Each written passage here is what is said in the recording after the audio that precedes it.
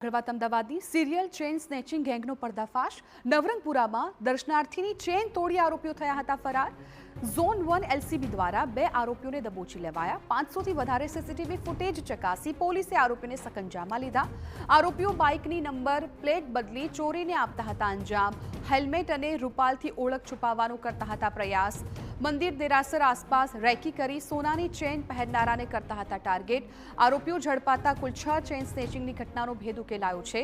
ચોરીની ચેઇન નાના ચિલોડામાં એક મહિલાને વેચતા હોવાનો ઘટસ્ફોટ। નવરંગપુરા પોલીસે આરોપીઓની ધરપકડ કરી વધુ તપાસ હાથ ધરી છે। સમગ્ર ઘટનાક્રમ જો વિગતથી જોઈએ તો આરોપીઓ 8 મેના રોજ નવરંગપુરામાં એક દર્શનાર્થીની ચેઇન તોડી ફરાર થઈ ગયા હતા। આ ઘટના સીસીટીવીમાં કેદ થઈ ગઈ હતી। 500થી વધારે સીસીટીવી તપાસી પોલીસે પાલડીના નારાયણનગરમાં વોચ ગોઠવી, જ્યાંથી આરોપી પંકજ પરમાર અને લક્ષ્મીસિંહ ચૌહાણને ઝડપી પાડવામાં આવ્યો। તેમની પાસેથી રોકડ, બાઇક, મોબાઈલ સહિત રૂપિયા 2.81 લાખનો મુદ્દામાલ પણ જપ્ત કરવામાં આવ્યો।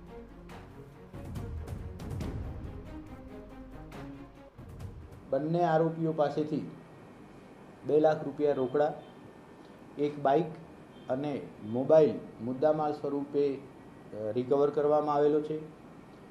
તમામ ચેઇન સ્નેચિંગ બાદનો મુદ્દામાલ તે કોને આપે છે એવી પ્રાથમિક પૂછપરછમાં નાના ચિલોડા ખાતે રહેતા આશાબેન ઠક્કર નામના આરોપીને મુદ્દામાલ જે ચોરીનો છે તે એમને આપી એમની જોડેથી રોકડ રૂપિયા લઈ લે એવી પ્રાથમિક વિગત બહાર આવેલી છે।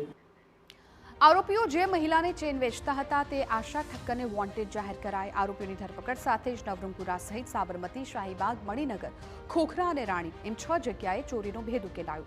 બંને આરોપીઓ સામે અગાઉ પણ અનેક ગુના નોંધાયાનો ખુલાસો થયો છે।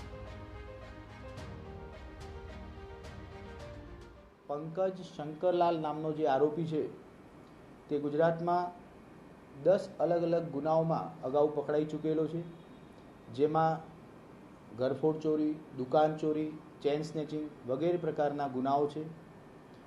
જે બીજા નંબરનો આરોપી છે લક્ષ્મણસિંહ ચૌહાણ, તે 2 ગુનાઓમાં આની પહેલાં પણ પકડાઈ ચૂકેલો છે।